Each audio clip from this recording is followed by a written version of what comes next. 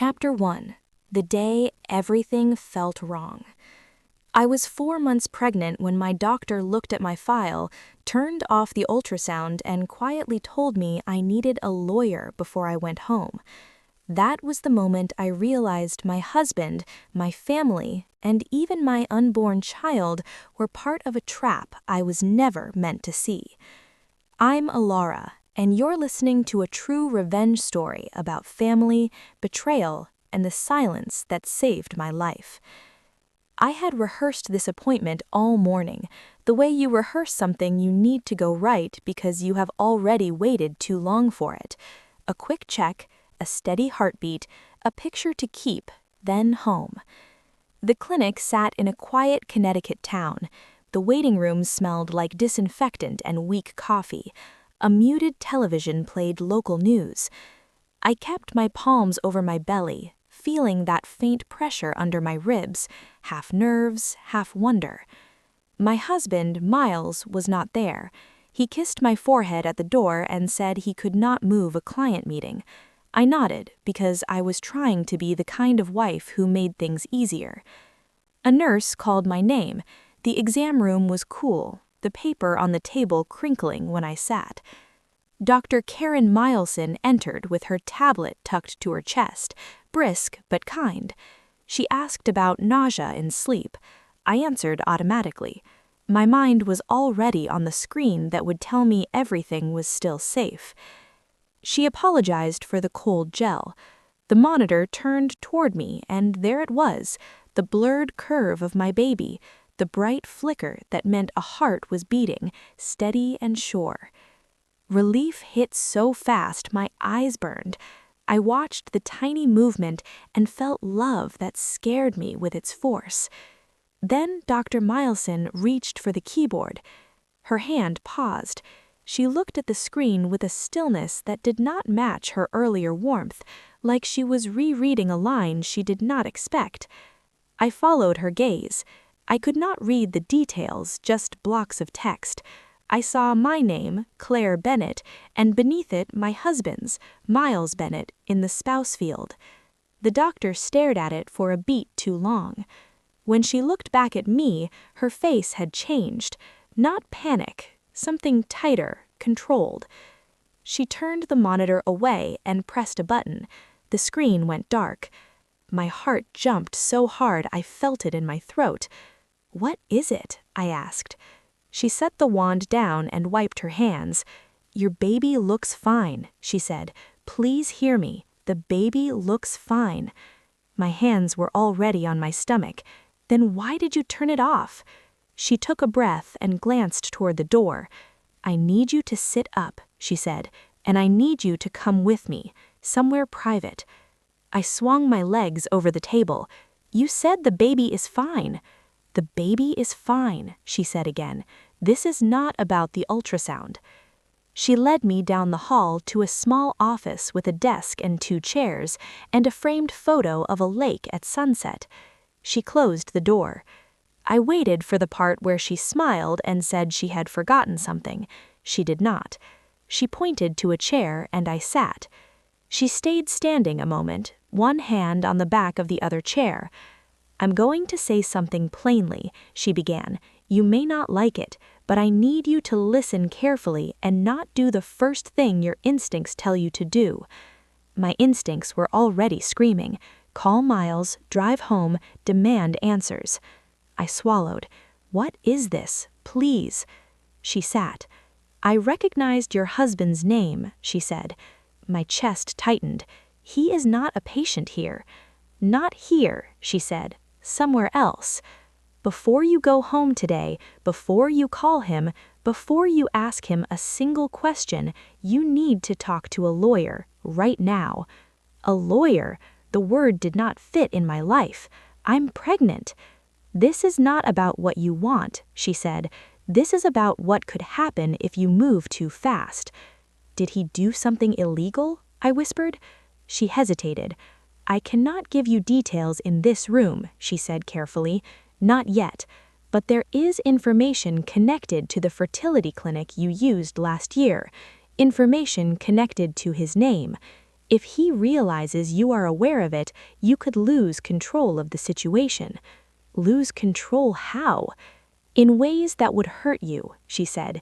In ways that could affect your finances, your reputation, and your legal standing as a mother.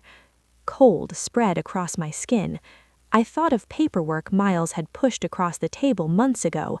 I thought of the times he called me anxious, sensitive, hormonal. I thought of how quickly I had apologized just to keep the air calm. The most dangerous moment is not when you learn the truth, Dr. Mileson said. It is when someone else learns you know it. I gripped the edge of the chair. What do I do? She slid a small card across the desk with a name and number. Call her, she said, then do exactly what you are told. If you need a moment, take it in your car, but do not walk into your house and let your husband read your face. I nodded, because nodding was the only movement I trusted. She walked me back toward the waiting room like nothing had happened. The nurse asked if I wanted a printed photo. I heard myself say yes. In the elevator, the doors closing felt like relief and threat at the same time. When I reached the parking lot, the cold air hit my lungs like a slap. I stood beside my car with the ultrasound photo folded in my purse, my palm pressed flat against my belly. Cars moved past the lot, indifferent. My phone buzzed once with a pocket alert, nothing from him. I breathed slowly, counting to 10, and opened the contact card. I did not call Miles. I stared at the windshield as if an answer might appear in the reflection. Then, for the first time since I married him, a thought formed without apology. Maybe my marriage had never been as safe as I believed. Chapter 2. The Marriage I Defended Too Hard. I had spent years convincing myself that doubt was a flaw, something disciplined people learned to silence. Looking back, that belief made everything that followed feel reasonable at the time. I met Julian in the fall of 2018 at a networking event in Manhattan. I had gone because a client canceled last minute and I hated wasting an evening. He stood near the bar, not flashy, not loud, listening more than speaking. When we were introduced, he asked about my work instead of my family, which immediately felt respectful. I was a freelance brand strategy consultant then, balancing long projects with short contracts, proud of my independence, even when it scared me. Julian told me he was a private wealth advisor. He said it plainly, without the performative confidence I had come to expect from men in finance. We talked for nearly an hour. He asked thoughtful questions, waited for answers, remembered details. When the conversation ended, he did not ask for my number immediately. He waited until we were walking toward the exit and said, "If you ever want to continue this conversation, I would enjoy that." It felt mature, measured, safe. Our relationship unfolded quickly after that, but not recklessly. He showed up when he said he would. He remembered deadlines and birthdays. He did not pry into my finances or ask about my family background, which I took as proof that he liked me, not what I came from. When we married in 2021, it felt like a logical next step. We were both in our 30s, we wanted stability. I remember telling friends that the best part of being with Julian was how calm everything felt.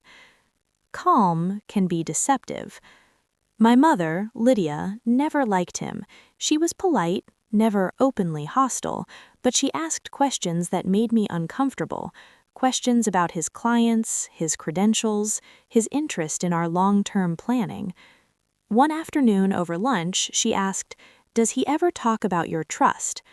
I laughed it off. Why would he? That is private.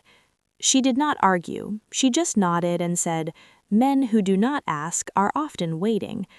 I thought she was projecting her own past disappointments onto my life. I stopped bringing Julian up around her.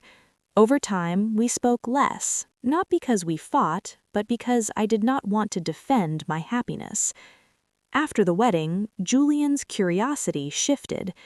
It started subtly, casual questions about how my family structured things. whether assets were held individually or through trusts, what would happen in an emergency. He framed everything as preparation, responsibility. "We should have a power of attorney," he said one night while we were eating takeout, "just in case something ever happens." "That is a big step," I replied. He smiled gently. "I'm not asking for control, I'm asking for trust." I felt embarrassed for hesitating. I told myself marriage meant learning to share authority. That was what adults did.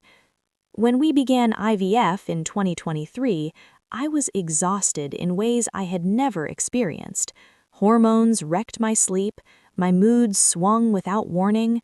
Julian became patient in a way that felt almost saintly. When I questioned paperwork or scheduling, he would rest a hand on my shoulder and say, "You are overwhelmed, let me handle this." When I asked why certain forms needed to be updated, he would sigh softly and say, "You are anxious, that is normal, try to rest." I started apologizing for asking questions. In the present, my phone buzzed while I stood in the kitchen staring at the wall. A message from Julian. "Can you scan the trust amendment and send it over? My lawyer wants to review it before our call." The tone was light, efficient, familiar. My fingers hovered over the screen. For the first time, I noticed the pattern clearly. He never demanded, he suggested. He framed every request as something that benefited us both. I thought back to the prenup discussion. I had asked for one early, more out of practicality than fear. Julian agreed immediately. He even praised me for being smart. When the draft came back with revisions that expanded his authority in specific scenarios, I hesitated. "This feels different," I said. His expression cooled, just slightly. "I thought you trusted me," he replied. The chill that followed lasted weeks. He became distant, polite, but closed off. I blamed myself for disrupting the balance. Now, standing alone in the kitchen, I saw it differently. I had defended my marriage with the same intensity I used to defend my clients' brands. I rationalized, reframed, minimized. I ignored the people who questioned the narrative because I was invested in the story. I replied to Julian's message with a simple "okay" and sent the scan he requested. My hands were steady. Trust, I realized, was not something I had been given, it was something I had been trained to surrender, and training leaves marks you only recognize once you stop following orders. Chapter 3. The Trap Built Inside My Pregnancy. I noticed the marks almost immediately after that, the way my body stayed calm even when my thoughts raced. It made what happened next possible. 2 evenings later, I drove back to the clinic after hours. I told Julian I was meeting a client for a last-minute strategy call. He barely looked up from his phone when he said, "Okay." That indifference no longer soothed me. It confirmed something. The building was quiet, the kind of quiet that made every step echo. The lights in the main waiting area were dimmed, the front desk empty. I followed the side hallway like I had been instructed. Dr. Hannah Cole was waiting near the staff entrance. She did not smile. She looked tired, like someone who had already replayed this conversation too many times in her head. "I shouldn't be doing this here," she said softly. "I know, but I need to understand." She led me into a small office and closed the door behind us. For a moment, neither of us spoke. "I recognized your husband's name because of my sister. Her name is Mara. She's a nurse at the fertility clinic you used." I felt my chest tighten, but I nodded for her to continue. "Last year," Dr. Cole said, "she was assigned to a case with special instructions, extra oversight, extra compensation. It was handled overnight, outside the usual supervision." "What kind of instructions?" I asked. Dr. Cole hesitated, then spoke carefully. The chain of custody for the sperm sample was not followed. There was a gap during the night shift. A donor was brought in through a private arrangement. I stared at her. That doesn't happen by accident. No, she said. It happens when someone with money and access demands it. My mouth went dry. Did she know who the patient was? Not at first, Dr. Cole said. She didn't see the full file until later. When she did, she realized it was you. The room seemed to tilt slightly. I gripped the edge of the chair. So, the baby, I said slowly, is biologically yours, but there is a strong chance your husband is not the genetic father. The words did not land like a scream. They landed like an absence, like something had been quietly removed while I wasn't looking. I waited for tears. They did not come. I waited for anger. Nothing. There was only one question circling my thoughts. Why? I didn't know how to tell you, Dr. Cole said, and legally I can't say much more, but I couldn't let you walk into something blind. I nodded, my hand resting on my stomach. The baby moved, small and steady, unaware of any of it. I left the clinic and sat in my car for a long time before starting the engine. The world outside looked the same. The betrayal was entirely internal. That was when I called Avery Sloane. She answered on the second ring. Are you somewhere private? Yes, I said. Good. Tell me what you were told. I repeated it as plainly as I could. IVF, donor, no DNA match. Silence on the other end, not disbelief, but calculation. This fits, Avery said finally. Fits what? I asked. A legal trap, she replied. Your prenup includes an infidelity clause. If your husband can claim you were unfaithful, the penalties are severe, financially and in custody considerations. I closed my eyes. But I didn't cheat. That won't matter if he controls the narrative, she said. After the baby is born, he could request a paternity test and present himself as the wronged spouse. The picture formed with terrifying clarity. He planned this, I said. Yes, and he planned for you to react emotionally. What happens if I confront him now? I asked. Avery did not soften her voice. He will deny everything. He will call you unstable, hormonal. He will start documenting your behavior. The word documenting made my stomach twist. So what do? I asked. You do nothing visible, she said. You do not accuse him. You do not hint. You let us prepare. I looked down at my hands, steady in my lap. Silence, I said. Yes, silence buys control. After the call ended, I drove home slowly. Julian was in the living room scrolling through his phone. You're back late, he said casually. Client ran long, I replied. He nodded and went back to his screen. No suspicion, no concern. That night, lying beside him, I understood something fundamental. I was no longer in a marriage built on misunderstanding. I was inside a structure designed to contain me. And the most dangerous thing about that structure was that it still believed I didn't see it. I rested my hand on my belly and let the decision settle fully. I would wait. I would not expose the trap. I would step carefully, quietly, until the moment came when the person who built it realized too late that it had never been empty. Only then would it close. Chapter 4. Silence as a Weapon. I moved through the next days with a calm that felt borrowed, like something I had put on and was afraid to wrinkle. Inside, everything was running fast, but on the surface, I was careful, measured, exactly who Julian expected me to be. The first person I worked with was Renee Calder. Avery introduced us over a brief call, then stepped back.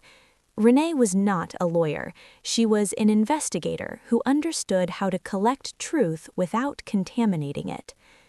We met in a small coffee shop outside Stamford, the kind with no music and mismatched chairs. Renee arrived early and chose a table against the wall. "I don't need your feelings," she said after we sat. "I need accuracy." "That's fine," I replied. "I've had enough feelings." She nodded once. "Good. Then we start with money."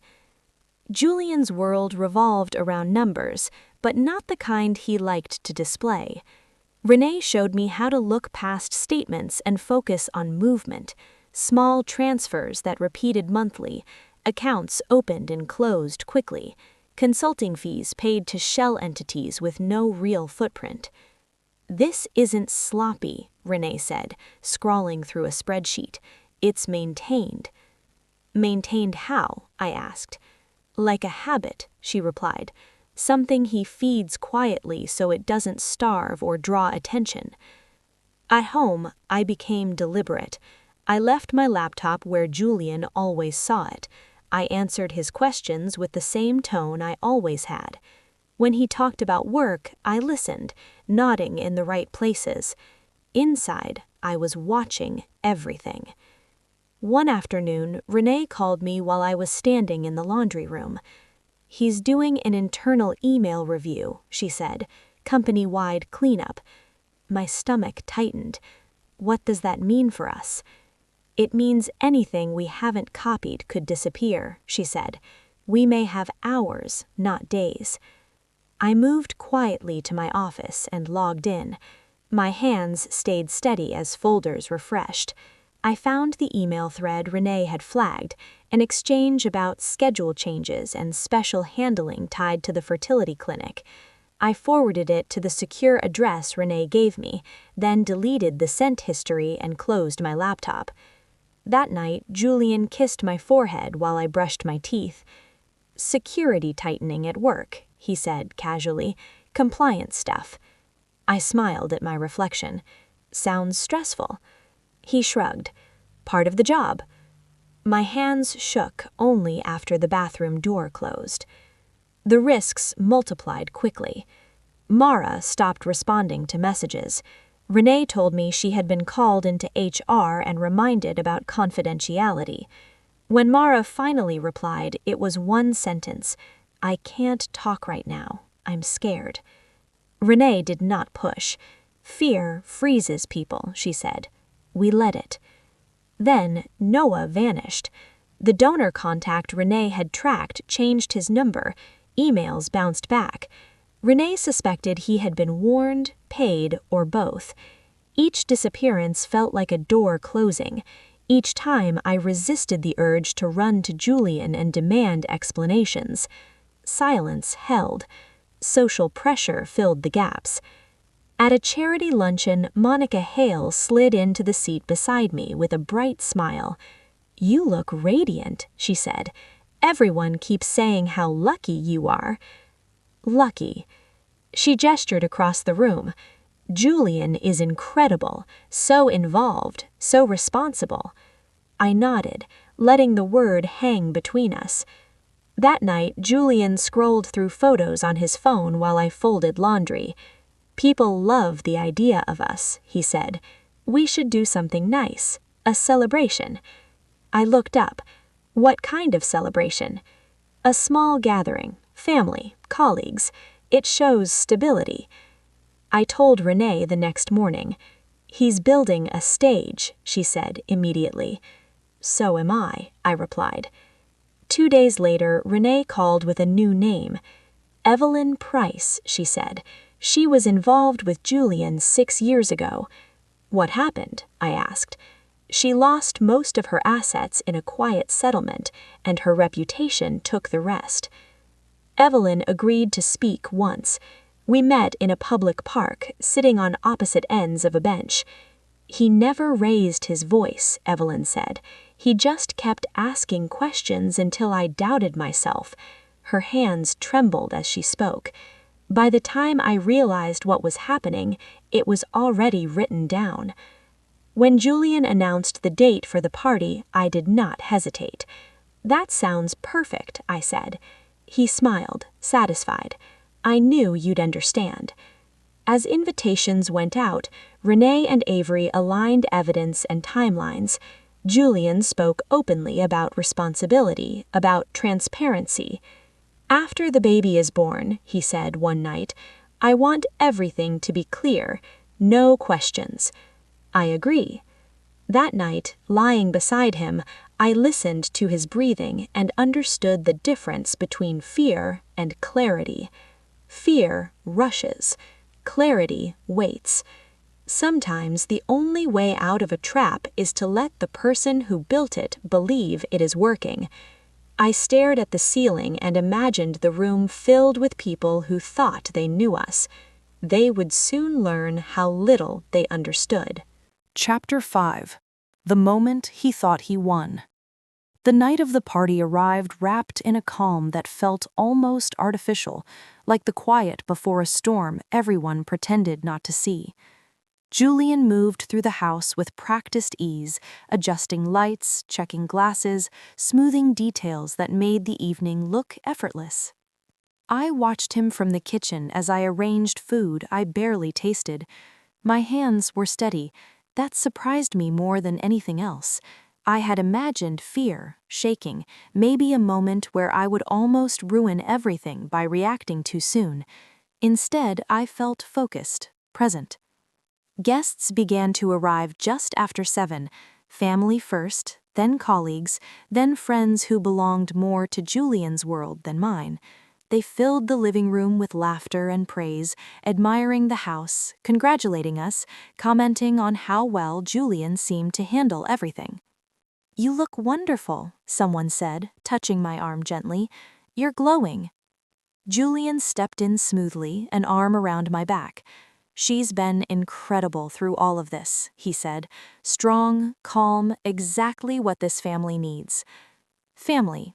The word landed like a prop, not a promise.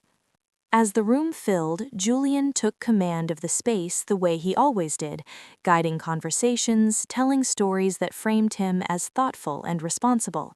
He spoke about the future in broad strokes, about stability, about doing things the right way. I stayed close enough to be seen, but quiet enough to let him shine. At one point, Monica leaned toward me and whispered, "He really is something. You're lucky." I smiled politely and said nothing. Near the end of the evening, Julian tapped his glass. The sound cut through the room, pulling attention toward him. He looked pleased, confident, certain this moment belonged to him. "I just want to thank everyone for being here," he began. "This year has reminded me how important transparency and responsibility are, especially when you're bringing a child into the world." He reached for my hand. I let him. "I believe in doing everything openly. No secrets, no questions left unanswered." The words were chosen carefully. I could hear the preparation behind them. "After the baby is born," he said, "we plan to handle all the formalities properly, including paternity testing. Not because of doubt, but because clarity matters." There were nods around the room, a few murmurs of approval. That was when the doorbell rang. Not the casual ring of a late guest, it was firm, deliberate. It rang again before anyone moved. Julian frowned slightly. He said, "I'll get that." I followed a few steps behind him, close enough to see his expression when he opened the door. 2 officers stood outside, calm, composed. Behind them was Avery Sloane, holding a folder against her chest. "Julian Mercer, we have a warrant for your arrest." The room fell silent in a way that felt heavy and final. Julian laughed once, sharp and disbelieving. "This is a mistake." The officer did not react. "Sir, please step outside." Julian turned toward me, his eyes searching my face.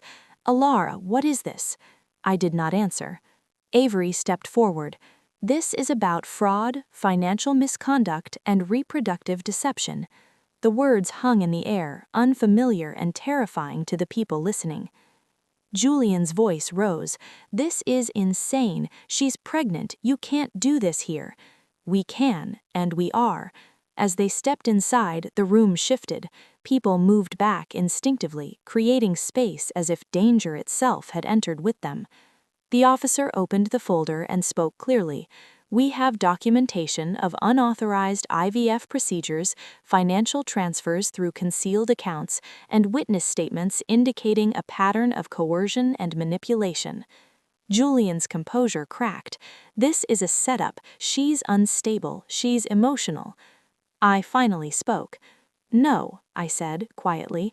Heads turned toward me. Avery looked at the officer and nodded. "Additional witnesses are prepared to testify." From the edge of the room, Evelyn stepped forward. Her hands shook, but her voice did not. "He did it to me, too," she said. "He made me sign everything while telling me it was for my own good." Julian stared at her, disbelief giving way to anger. "You ruined yourself, don't blame me." That was the moment. The mask slipped completely. The officer moved closer. "Sir, turn around and place your hands behind your back." Julian looked around the room, searching for someone, anyone, to interrupt this, to argue for him. No one did. The cuffs clicked into place, loud in the sudden quiet. As they led him out, whispers filled the space he left behind. Phones appeared. People avoided my eyes. The party ended without announcement. Guests filtered out slowly, confused, shaken, already rewriting the story in their minds. When the house was finally quiet, Avery stood beside me in the living room. "It's done," she said. "For tonight, there will be hearings, investigations, but the worst part is over." I nodded, my hand resting on my stomach. Later, alone in the bedroom, I sat on the edge of the bed and let the silence settle. Not the tense silence I had lived with for months, but something cleaner. I did not feel victorious. I felt free. I had not won by destroying him. I had won by refusing to be controlled. As I lay down, one thought stayed with me, steady and clear. Justice does not need noise, it only needs timing. And before I let the night take me, I wondered something else. If you were standing where I was standing, would you have stayed silent and played by the rules until the truth surfaced, or would you have confronted the lie the moment you sensed it?